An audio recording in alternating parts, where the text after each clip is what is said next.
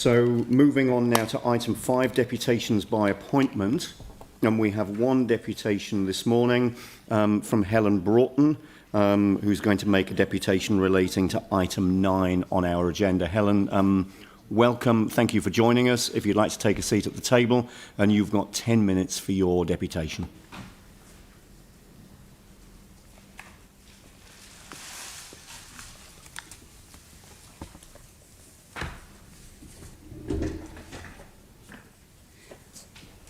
Thank you, and I must say this is the least prepared I've been for any deputation, so you'll just have to take it as it is.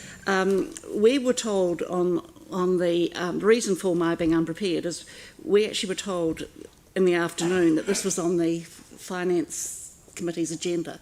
So I went in and had a quick look, thought I'd better ask for speaking rights while it's still working hours, asked for those, got them, and then went off to a community services function with the board, came back and went back at about 9 o'clock to this item. What disturbs me, and it's more coming from central government, is that in this Natural and Built Environment Bill, it states 38, the NBA will also ensure that measures to avoid remedy or mitigate effects do not place unreasonable costs on development and resource use.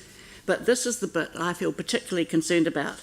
Although the NBA will intentionally curtail subjective amenity values, this will not be at the expense of quality urban design, including appropriate urban tree cover. The bit that I'm concerned about is that somehow in this legislation, they're going to intentionally curtail subjective amenity values.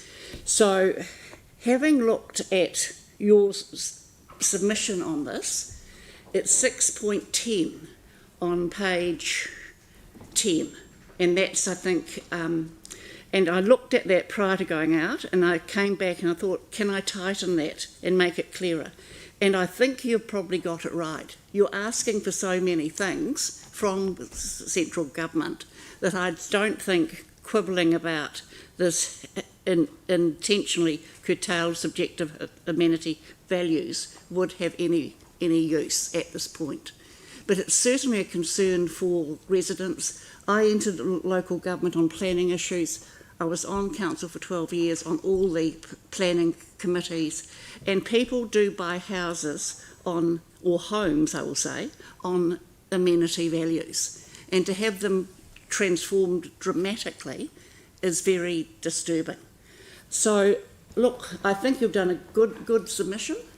And I just wanted to make you aware that what's in the parliamentary paper will feed through obviously in legislation, and I guess at that point a lot of people can object to a select committee.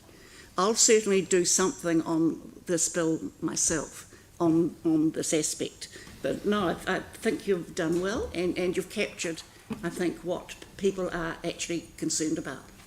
So that's all really, thank you. Oh, well, thank you for your positive and supportive comments. You've left time for questions, if indeed there are any. Sam.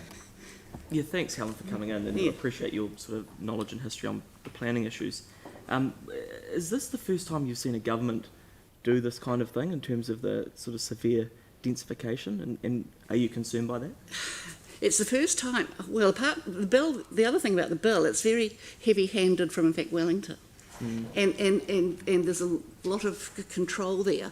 I probably think it's not so good, but it's the first time they've gone away from amenity values. And normally we get amenity values through zoning, and it can be a range of things. People want to go close to a bus stop, close to the sea, they like a treed area, they like the style of the houses round where in fact they're purchasing. So people buy houses not just on rational ways, but subjective ways. And look, one of my fears is that we're going to lose some of the green space, greenery, character homes in Christchurch, and just have these 5 apartments which are crammed on one site. In Harakiki Street, there's a resource consent, old home gone, 5 units up. It will probably get through, don't know, but it probably will get through. Now, once you start with that, and you have one, it doesn't really matter, but then there's another one, and they are, I'm on consent hearings, and a developer will always say, well, you've allowed those 2, I've got a 3rd one, and can I have that please? And you haven't got many grounds to in fact turn it down. So I think you've got to get I'm concerned about the Act, actually. Yes. Okay. It's prescriptive. So you're kind of comfortable with our approach to it? Absolutely. Yeah. I think you could have been a bit stronger, but that's fine. I think what you've done is fine. Can I also say that in 6.10, you say that you're not seeking to retain the status quo against intensification. It is the impact on the livability of over-intensification. I was on a resource panel probably about 9 months ago, and we learnt that there's 77 households per hectare, when the plan was done in 2016, it was planned 30 households per hectare. That's medium density. Minimum, was it? Okay. But it's gone way over, I think, what people saw at the time. No maximum, no. Yeah. So, Leanne, you've got a question? No, you're correct, yes. It just followed on from Sam, really, because he indicated surprise that we'd seen something that removed amenity before, but wasn't that removed from our district plan under the Order in Council by the previous government when they listed the criteria against which the new replacement district plan would be put in place, and that's why we're having the issues that we're having today? No, look, and no, this is going back in history, and I was there during the earthquake period. No, that's what I'm talking about. Yes, and we had directions. We had bespoke legislation. But that was only there in theory. I'm pretty sure Helen just said no. Yes, but the change was made to the district plan, wasn't it? Under the Order in Council. I'm not sure, actually.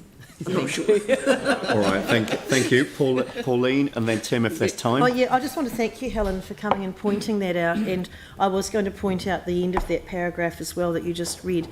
And it seems to me, and I think if you're going to put a submission in, you might consider, it's about interpretation. And when you talk about terms like livability and over-intensification, how do you interpret those words?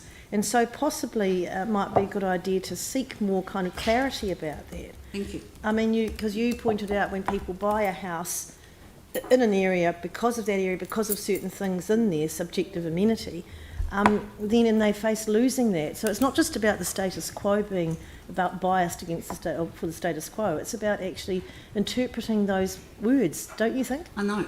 I agree. Actually, I agree. So perhaps if you do your submission, you might. Thank you. Focus on that as well. Thank you. Thank you. Thank Tim. you. Yeah, thank you. And it is about, I guess, definitions as well, because I don't know, have you been approached by anyone who's bought or purchased some of these these new townhouses or homes?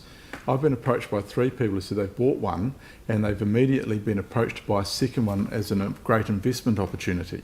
So do you think this is kind of building more homes for people or more investment properties for future Airbnbs, or what would your interpretation be? Well, I've been, as you know, around quite a long time. On the southern side of Riccarton Road, it's medium density, and it's been there for 20 years.